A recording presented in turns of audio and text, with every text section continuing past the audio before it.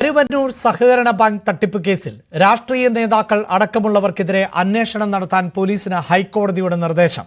ഇഡിയുടെ അന്വേഷണ പരിധിയിലുള്ള മുഴുവൻ ആളുകൾക്കും എതിരെ അന്വേഷണം നടത്തണം.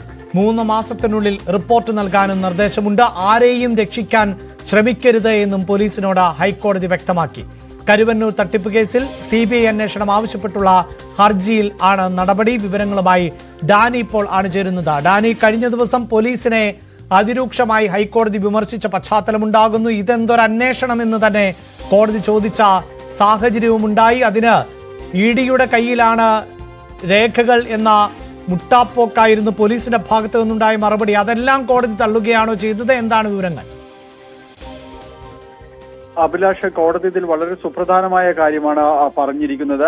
കാരണം ഇതിൽ രാഷ്ട്രീയ നേതാക്കൾ ഉൾപ്പെടെയുള്ളവർക്കെതിരെ അന്വേഷണം നടത്തണമെന്നാണ് പോലീസിന് ഹൈക്കോടതി നിർദ്ദേശം നൽകിയിരിക്കുന്നത്. ഇഡിയുടെ അന്വേഷണ പരിധിയിലുള്ള മുഴുവൻ ആളുകൾക്കെതിരെയും അന്വേഷണം നടത്തണം. ഈ റിപ്പോർട്ട് 3 മാസത്തിനുള്ളിൽ സമർപ്പിക്കണമെന്നും നിർദ്ദേശം നൽകിയിരിക്കുന്നു. ആരെയും രക്ഷിക്കാൻ ശ്രമിക്കരുതെന്ന് പോലീസിനോട് ഹൈക്കോടതി പറഞ്ഞിരിക്കുന്നു. കരുവന്നൂർ തട്ടിപ്പ് കേസിൽ CBI അന്വേഷണം ആവശ്യപ്പെട്ടുകൊണ്ട് മുൻ ജീവനക്കാരൻ സമർപ്പിച്ച ഹർജിയിലാണ് ഈ തുടർ നടപടികൾ. കഴിഞ്ഞ ദിവസങ്ങളിൽ ഈ ഹർജി പരിഗണിക്കുമ്പോൾ തന്നെയും കോടതിയിൽ നിന്ന് നിശിതമായ വിമർശനമാണ് പോലീസിന് കേൾക്കേണ്ടി വന്നത്. ക്രൈംബ്രാഞ്ചിന്റെ ഈ അന്വേഷണം അത് എപ്പോഴാണ് തീരുന്നത്? ഈ രീതിയിൽ ഇത് CBI അന്വേഷിക്കേണ്ടതടക്കമുള്ള ഒരു കേസാണ് എന്നതടക്കമുള്ള കാര്യങ്ങൾ ഹൈക്കോടതി പരാമർശമെല്ലാം തന്നെ നടത്തുകയും ചെയ്തിരുന്നു. ഇതിൽ എന്താണ് നിങ്ങൾ നടത്തുന്നത്? അന്വേഷണത്തിന്റെ ഒരു വിശദാംശങ്ങൾ അടക്കമുള്ള കാര്യങ്ങൾ കോടതി ആവശ്യപ്പെടുകയും എല്ലാം തന്നെ ചെയ്തൊരു ഘട്ടമുണ്ടായിരുന്നു.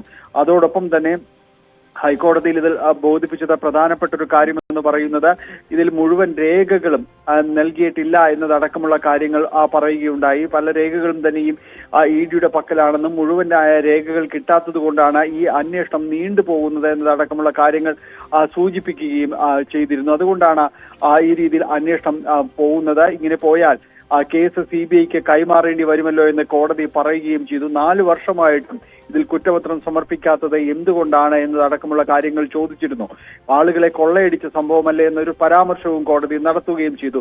ഒപ്പം തന്നെയും ഇഡി വളരെ കൃത്യമായ അന്വേഷണം നടത്തുന്നുണ്ടല്ലോ എന്ന് കോടതി ചോദിക്കുകയും ചെയ്തു. അങ്ങനെ ഈ കേസുമായി ബന്ധപ്പെട്ടുകൊണ്ട് കോടതി വളരെ നിശിതമായ വിമർശനങ്ങൾ കോടതി ഉന്നയിക്കുകയും ചെയ്തിരുന്നു. സംസ്ഥാന പോലീസിന്റെ അന്വേഷണം വൈകുന്നതിനെ എല്ലാം തന്നെ ഹർജിയിൽ ചോദ്യം ചെയ്യുകയും ചെയ്തിരുന്നു. അതിനൊടുവിലാണ് ഇപ്പോൾ ഈ കേസുമായി ബന്ധപ്പെട്ടുകൊണ്ട് കോടതി വളരെ കൃത്യമായ രീതിയിലുള്ള ഒരു നിലപാട് ഇതുമായി ബന്ധപ്പെട്ടുകൊണ്ട് ഇപ്പോൾ എടുത്തിരിക്കുന്നത്.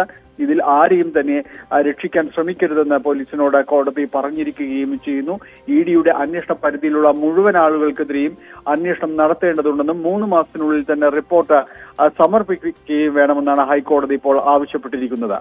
അതാണ് ഹൈക്കോടതിയുടെ നിർദ്ദേശം. അതേസമയം കരുവന്നൂർ സഹകരണ ബാങ്ക് തട്ടിപ്പ് കേസിൽ പോലീസിനെ തള്ളി ഇഡി രംഗത്ത് വന്നിരുന്നു. തട്ടിപ്പുമായി ബന്ധപ്പെട്ട രേഖകൾ ഇഡി കൈമാറിയില്ല എന്ന ആരോപണം തെറ്റാണ്.